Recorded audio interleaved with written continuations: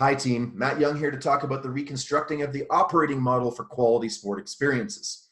Now we are all aware that the operating model for the current sport experience has been compromised. And there's a lot of reasons we're going to discuss why today. And there's also a lot of solutions we're going to put on the table of how to get back to a quality sport experience that really benefits as many as possible for as long as possible in the best environment possible. Now, who am I to have this conversation? Well, I'm a two-sport collegiate athlete, a parent of kids who have been in sports for 15 years, have coached sports, a variety of different sports for 15 years. I'm an educator, and I've sat on the board of directors, meaning nothing more than I've got intimate experience and knowledge of some of the opportunities and gaps that exist in the operating model in sport experiences. So in addition to that, I also come from private business, where we started our own private business 20 years ago in the personal service industry of personal training. And what we realized was that in addition to the physical sphere, there were 4 other spheres that play an equally as important role in creating and supporting the most important thing in your life, which is you. And they all carry equal weight. So when we got into the personal training marketplace, we realized that the physical sphere was the predominant focus. And that includes things like weight training, nutrition, cardiovascular conditioning, flexibility, and rehabilitation and prehabilitation. But what we figured out really quickly was that a high percentage of the contractors and trainers in our industry were only focused on one facet, the weight training, which left quite a few other areas just in the physical sphere, let alone the social, spiritual, emotional, intellectual spheres, to really put distance and separate ourselves and offer an unparalleled customer experience. So what we did was we took our time and wove in social, spiritual, emotional, and intellectual integration into our program. We were very deliberate about it. Can't give away the company secrets, but we were deliberate about doing it, and we saw the results. Not only the results were that enhanced the physical outcomes, but also the results that really supported our core drivers. From an excellence perspective, we received recognition from our province and our country as top 40 under 40 business leaders. From our experience and an experiential standpoint, we create and help facilitate thousands of personal victories through our patented style. We had people in over 100 countries doing physical feats in over 100 countries, ranging from hiking Iceland to the Berlin Marathon to a New York Marathon to running across the Sahara Desert to riding across Australia. As a couple of the higher intensity examples, we had the pleasure of visiting 5 continents and taking people on an experience that was well beyond what they thought they were coming to get. This wasn't a let's lose 10 pounds or get a bigger chest and biceps kind of experience. That paved the way for us to expand our business. We happily sold a couple of years ago, having 12 franchises, being in 2 countries. Our sales, if that's a marker of success, we generated with our patented program over $50 million a year between ourselves and our alumni in our local economy. We finished our business tenure over 2 decades with over $97 million in total sales. And we also, in each community that we went into, created revenue by breaking down the intellectual silos between allied healthcare professionals, chiro, nutritionist, doctor, physiotherapists, naturopaths, by bringing them all together and saying, let's create a circle of care that we can all benefit from around this member or client and make their experience unparalleled. So from a legacy perspective, which I am most proud to share, we helped donate over $6.1 million to charity, and obviously had a significant impact on changing how the personal training industry operated in our sector. But most importantly, we help change people's lives. So what? Great.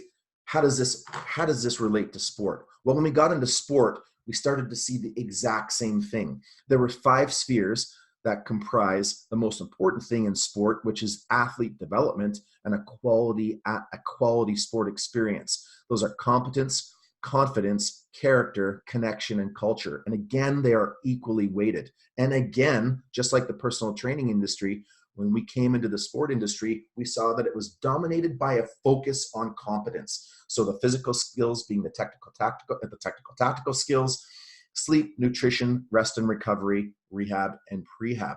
Those are the facets that go into the competence, which is the physical and technical tactical aspect of sport. And again, just like the personal training industry, we saw an inordinately high focus on a very small percentage of what constitutes athlete development. So the focus was mainly on the physical skills like speed, strength, endurance, and mainly on the technical tactical skills of sport specific.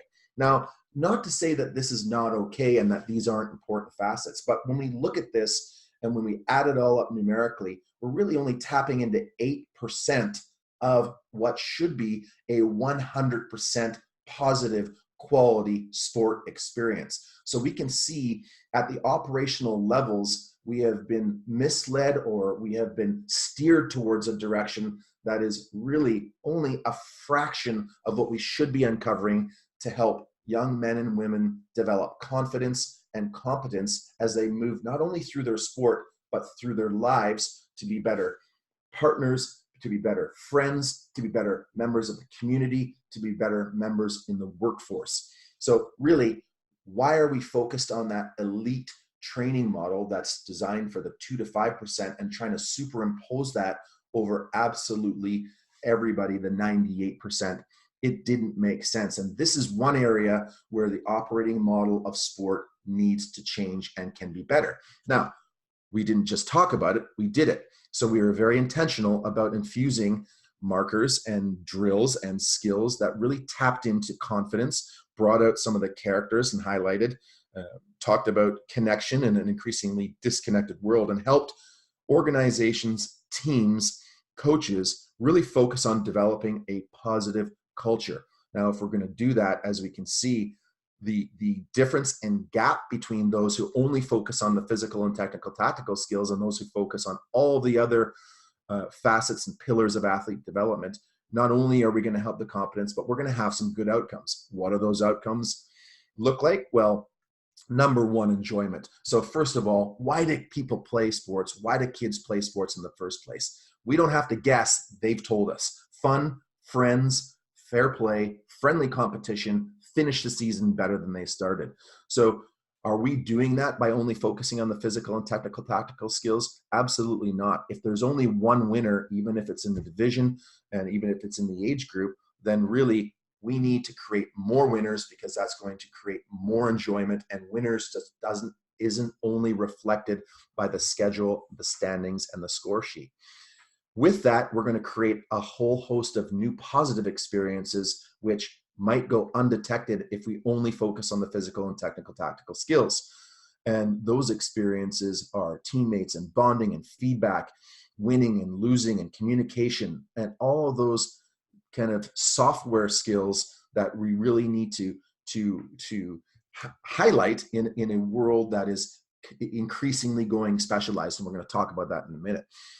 Notwithstanding the obvious, which is holistic development. When we talk about holistic development, this is what we're talking about. And we talked about the need to develop more confident, competent young men and women, not just as athletes, but as human beings in life.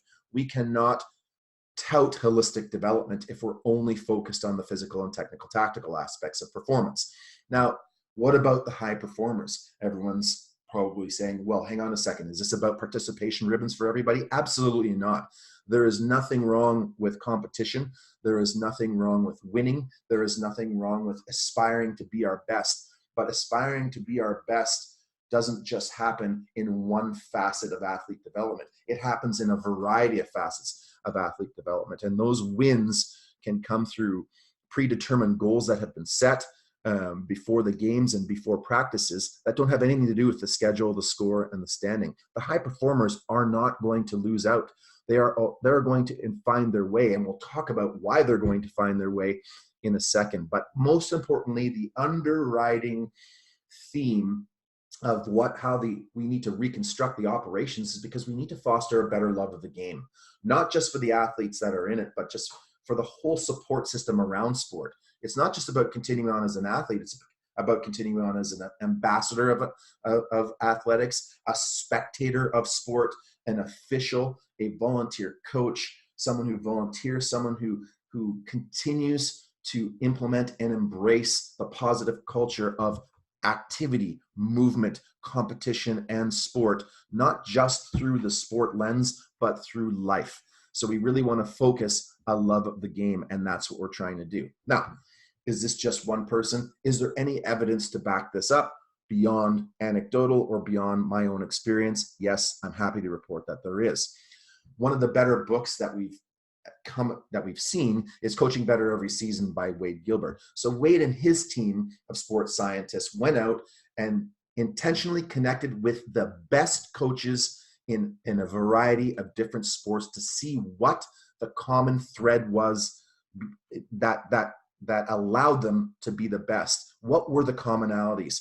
So they were things like people first. That was the biggest one. It was a player-centric, people-first environment, not dissimilar to what we just described in the youth sports system and in the personal training system. This wasn't about getting players to believe in the system as much as it's about getting players to believe in themselves. And that is the emphasis and the foundation of quality coaching, helping the students and the aspiring athletes believe in themselves first, the system second. And when we look at some of the coaches like Bill Belichick, who always gets asked, how do you do it every year? And we criticize him for being smug. The biggest secret is there is no secret. It's a player first development. There's some fundamental rules and laws that he has put into place. That is the system. And then he goes and finds the right people for the system. A variety of other coaches and organizations try to get the superstar and then morph the system around the superstar. And there's plenty of examples of how that doesn't work, because it's got to be total buy-in. It's got to be about the development of the person first and the becoming a knowledge expert in that sport and in that game. And really the right people need to fit the system and not the reverse. So great book, highly recommend it. Way more than just that in terms of how to set yourself up for success as a coach, as a parent, in sport, in business, and life. This was a fantastic book. Now, let's not just focus on the positive. Let's focus on some of the controversial. Outliers, Malcolm Gladwell, book that came out that talked about the key message of 10,000 hour rule for mastery of a skill. Now, a couple of key misnomers in that book that have come out since then. Number one being it's not that accurate going and finding people after they have reached a skill of mastery and working backwards to find out what they had done and saying, oh, this is why you reached it here. Really, you'd have to work forwards to really have a true indicator of whether that 10,000 hour rule was in place. But for argument's sake, let's not argue that repetition and hours after hours can lead to mastery. I don't disagree. Had logged over 15,000 training hours over my career, one-on-one training hours with kids, one-on-one with people, with clients, from the elderly to the high performance. And really, that happened over the course of 10 years. There is no way I could have reached that level of hours and crammed it into 2, 3, or 4 or 5 years, let alone doing that at 7, 8, 9, and 10 years old. That came after I had learned all my skill set, after a lifelong learning process about health and wellness and the body and movement. So really that mastery took, between 10 and 20 years in the making for us to be able to do that and go into that. So, one thing that is not clearly articulated in Outliers is basically the fact that experience cannot be rushed. You cannot rush experience. You cannot fast track it. It's something that has to develop. It has to develop naturally. It can't be synthesized or manufactured. You really have to take that with a grain of salt. So Outliers, some good science on who has the advantage from an athletic perspective, on some of the things that go into creating those high performance and elite athletes. Of course, as we usually do in society, we took it very literally and then went out and started creating jobs and putting young kids in jobs, which is exactly what they don't want. And we're seeing some of the ramifications of that flawed mindset. Now, a couple of new recent books that shed some good light on it. And why I like them is because David Epstein talks about range, why generalists triumph in a specialized world, but it's not all black and white. So what he's saying is that there's not a one size fits all. There are some sports that lend themselves to early specialization. There are some athletes that benefit from early specialization, but the key is to really understand who you've got, what those situations are, and how that's really going to work in terms of the overall development of that athlete. Second book that he wrote, which was The Sports Gene, really lends itself to, listen, what goes into the constitution of an elite performing athlete. So both great books. Highly recommend coaches and parents and administrators and athletes to read, just so they can really get a good sense of, hey, listen, what is this all about? Am I the 0.0001%, or do I fall into the 98% category? Do I need to rush it? Can I learn it on the way?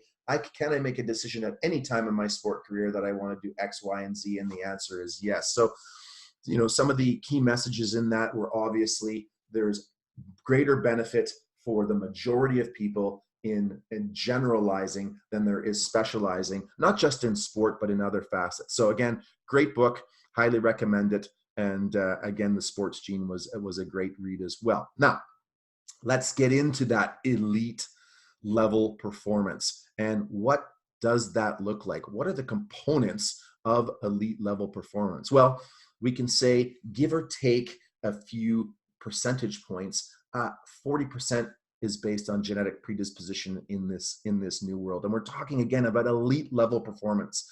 So let's say it's a range of 20 to 60%. A high percent of elite level performance indicators and predicators are genetic predisposition. They can't be swayed. They can't be manipulated. They can't be swayed. It is what it is. Another high percent of elite level performance determinants are internal drive. What does that young athlete want to accomplish on their own accord? What are they prepared to do of their own? So again, let's not get stuck on the actual percentages, but let's look at, where do we spend most of our time trying to influence the elite athlete performance? When we look at elite athlete performance, 15% luck, 10% coaching, 5% the environment. Now, maybe the environment has a much larger percent than 5. Maybe some of these are skewed, but overall, elite level performance is controlled and governed by things that we as parents and coaches and administrators probably have less control over than we think we do. Yet we spend most time, again, not nurturing that and helping the athlete believe in themselves. We spend the most amount of time focused on the things like the coaching and constructing the environment and micromanaging the environment, quite frankly. Let's talk about the sport management focus from the administrative side. So let alone all the stuff that's happening at the athletic side, all the science. Sport management wise, we're focusing an inordinate amount of time on politics and bureaucracy, policy and procedure, while we're focusing very little time on product enhancement and people. What's the result? Well, we're having decreased quality sport experiences. And what's the opportunity? The opportunity is obviously to reverse that, so that we're spending the most amount of time where it matters most, which is creating a quality sport experience. Because what we're doing is we're driving down the value and we're driving down that experience from a management perspective. So getting back to, it's not what we know, it's what we do with what we know. We need to change that sport management focus to be people-centric, customer experience first. So replacing the policies and politics and bureaucracy with a strong people focus will allow us to have a upstream effect, positive upstream effect, instead of constantly managing conflict downstream. So make the product better, make the people better, support them, and we will have to spend less time on policies and procedures and politics and bureaucracy. That's number one. Number two,